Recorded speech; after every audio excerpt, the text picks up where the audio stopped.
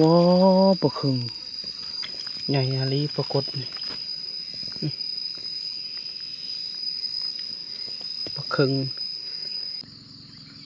สบายดีพ่อแม่พี่น้องสบายดีตอนเช้าๆตื่นขึ้นมาบ่พังก็สิไปลัดเมื่อวานนี้บ่พังว่าสิไปลัดนะแต่บ่พังใส่เบ็ดเพื่อสิใส่แล้วก็ค่ำแต่มื้อนี้บ่พังก็สิเลาะตามทางนั่นแหละเพราะว่าเมื่อวานนี้น่ะเสียงนกเป่าแล้วก็เสียงไก่ป่าคันพร้อมไอ้เฮียงบ่ได้ยินไอ้เฮียงเพิ่นไปหากินไก่ไปหากินวิดผูนี่ก็เลยบ่ได้ยินไก่ป่ามันคันแถวแคมป์น้ำนะน่าจะประมาณนี้ในเดือนก็ไปแล้วไปยามเบ็ดยามมองพอพังกลับแต่ไปรัดจังกูเบ็ดบ่ฮู้สิถึกหรือบ่นะเบ็ด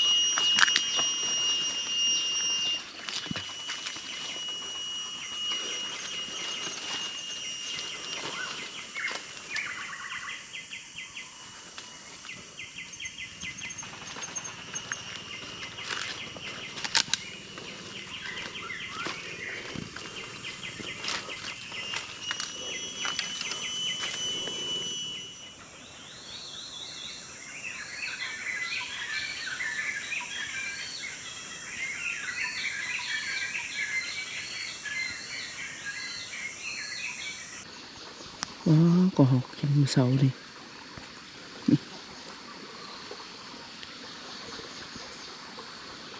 ได้ยินเสียงไก่ป่าแล้ว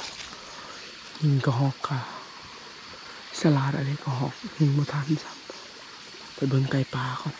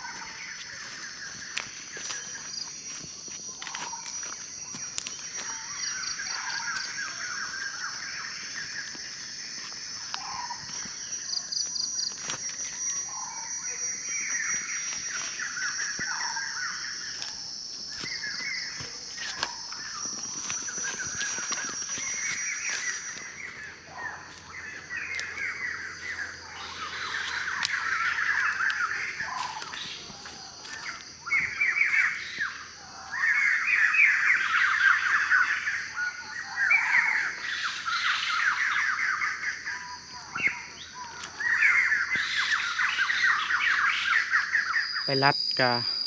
ประมาณพ่อแม่พี่น้องพออยู่พอก็หอกพอไก่ป่าแต่กะยิ่งบ่ได้ซ้ำไอเดือนกะมาแล้วยังแต่ไอเหียงยังบ่ทันลงมาป่าไอเดือนเพิ่นใดนะไอเดือนใส่มองบ่ถึก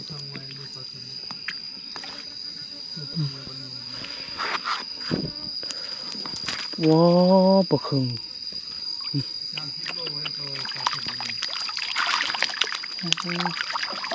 มานาลีไอเดือนใดนี่ปรากฏกระใหญ่ปลาคึงปลาเมื่อคืนนี้นะรุดอีกแล้วพ่อแม่พี่น้องบ่พางบ่ฮู้เลยว่าขาดบอนใดบ่พางกวดแล้วมีแต่บอนนี้ขาดบ่พางก็ยิบเรียบร้อยแล้วสุดท้ายไอเดือนเบามื้อเช้านี้ปลาบ่เหลือจักโตเหลือแต่ตัวนี้4 โตนะรุดเบิดเลยลูกปลาคึงอันนี้นะปลาเดือนใดเมื่อเสาร์นี่บ่แม่นปลาเมื่อคืนนี่ใหญ่เติบอยู่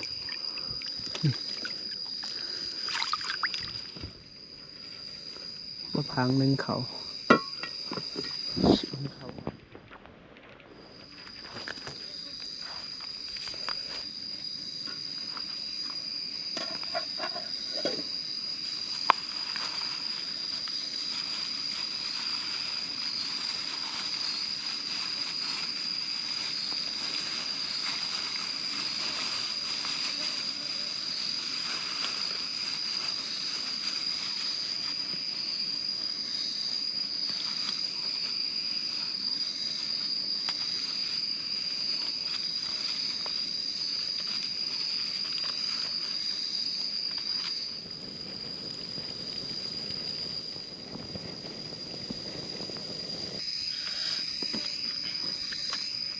แล้วโอ้ปูตายอยู่นี่บรรลีรอดนะเบิ้ลแล้วบ่ปล่อย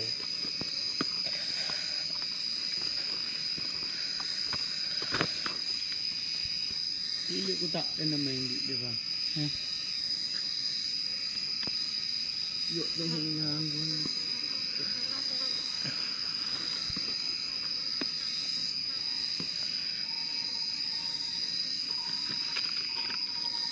เข้ากะสุกเรียบร้อยแล้วบ่พังกะสีพยายามเบ็ดในเดือนกะได้ปลาหลายอยู่นะมีแต่บ่พังแหละยังบ่ทันได้ยังวนนำเบ็ดเพื่อนพี่น้อง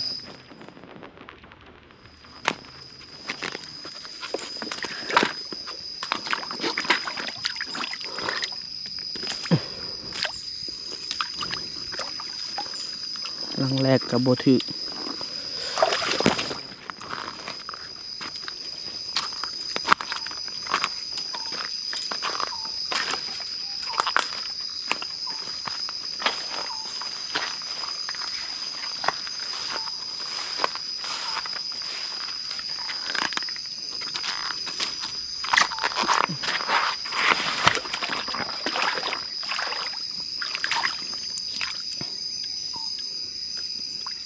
พยายามเบ็ดกะเบิดเรียบร้อยแล้วแต่กะบ่ถือจะโตสัมปลาเมื่อคืนนี้นะบ่พากินข้าวบ่ได้ไปอยากสุดท้ายปัดเบิ่งตอนเช้านะหลุดโอ้โหปลายัง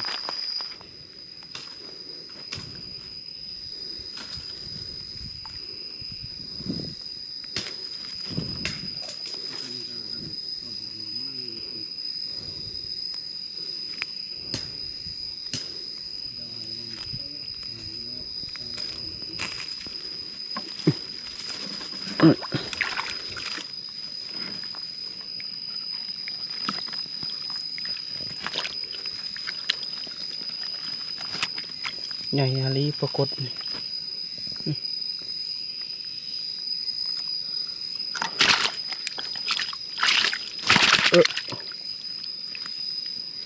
ปลาคึง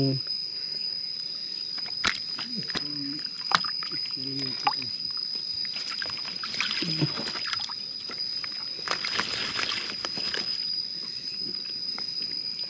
กุดอีก3 ตัว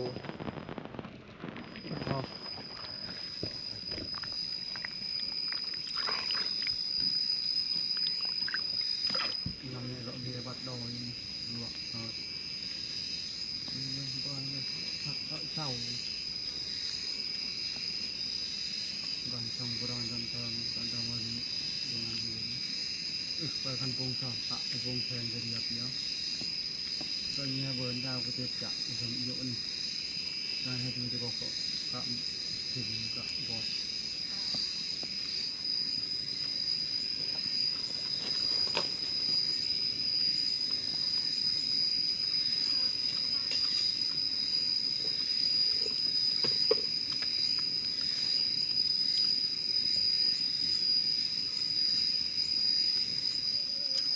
ปลาโบราณนะครับ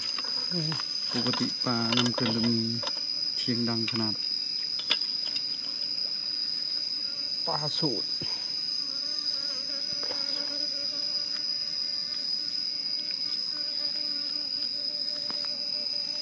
กินข้าวแล้วไปบอลเฮาสิไปนี่บ่ ไปจะได้น้องมาบ่ไปนำเนาะสบายหาเลย มันไปแล้วเมื่อวานเนี่ยฮอดเก่งดีลายมือ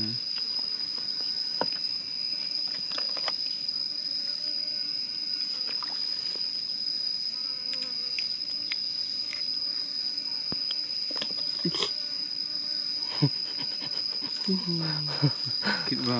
แมงอดเป็นตะยานนำขึ้นแบบยานนำแมงอด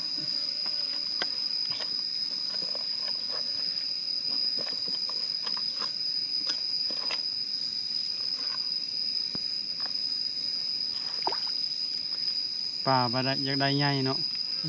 บัดเมียอยากได้เมียน้อยเงือดลายในคนเรา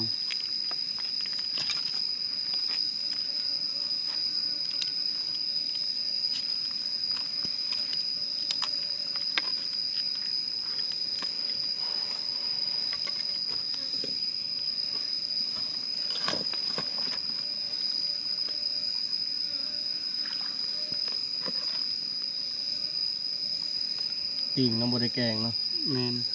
ปิงปลา สเก็ตเบิ้งแต่ละคนมาอยากแกงแล้ว กินปลาดุตรงนี้นะกินเกือบทุกมือเลยนะ ชาวบ้าน ไม่ได้กินแต่ปลา ชาวบ้านเขาจะเอาได้ทุกมือเลยได้ปลานี่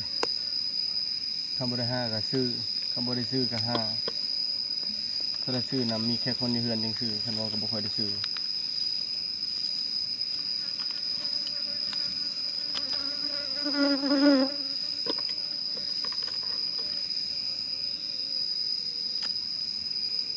มันก็ทันเลยปลา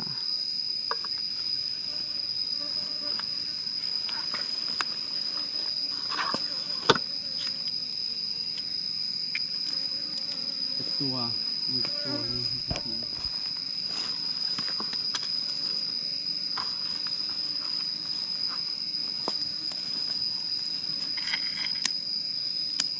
โยก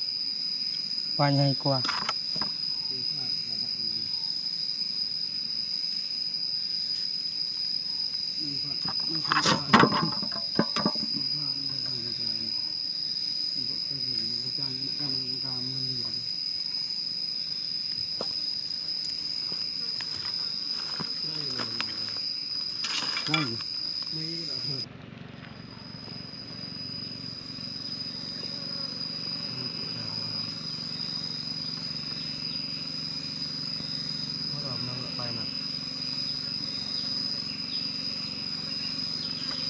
เฮ็ด เอ้ยอันตรายมากก็จะต้องให้จังบนมุขิดถ่ายแสงละมุขิดประมุขิดเป็นเชิงเป็นกองเกลือเนาะ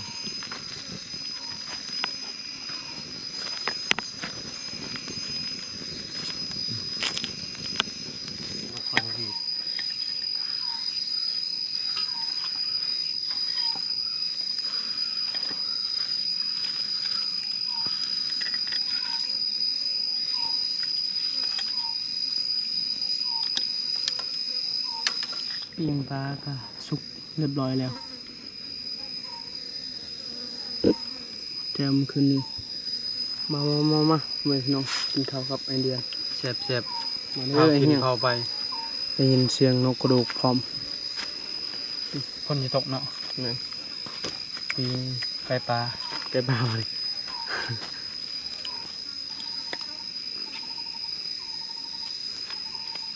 โอนเลย จะทิ้งก่อนมีนาวสิถือเราให้ตัวทิ้ง แล้วในเดอะนอน กินข้าวมันน้ำลายให้อยู่ เนื้อโดยเฉพาะเนื้อจะสายันให้สารบิรเอาพวกไม่ได้ใช้กล้า มาเลยกินข้าวลงกัน มาเด้อกินข้าวน้ำเดียว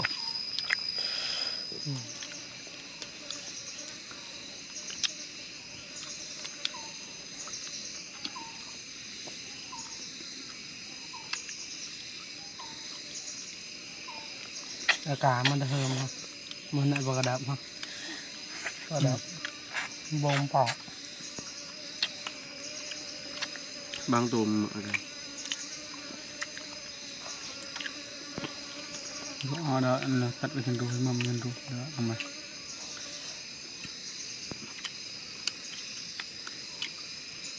เมื่อกี้มันอยู่อะไรเพียง อมพิลนางดิมากินอะไรพาพวกเรา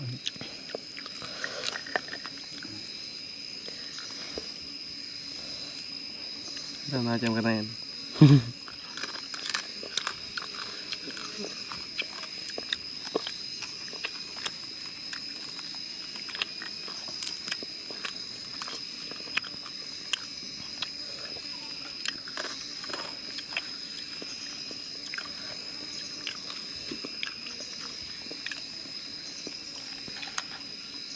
กินข้าวอิ่มเรียบร้อยเอา แล้ว กะ ก็ไปกิน ยังสิไปต่อเพราะว่าหากินบนนี้นะกะประมาณปันใด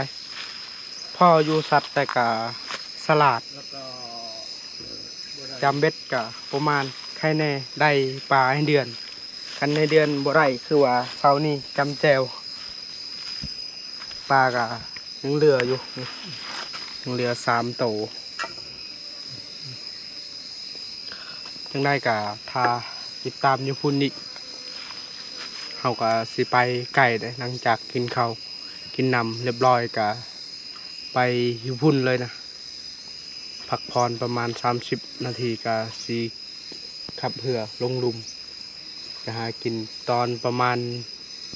ค่ำๆประมาณ 7-8 โมงสิลงมาที่พักเอาไปติดตามอยู่พุ่นเลยพ่อแม่พี่น้อง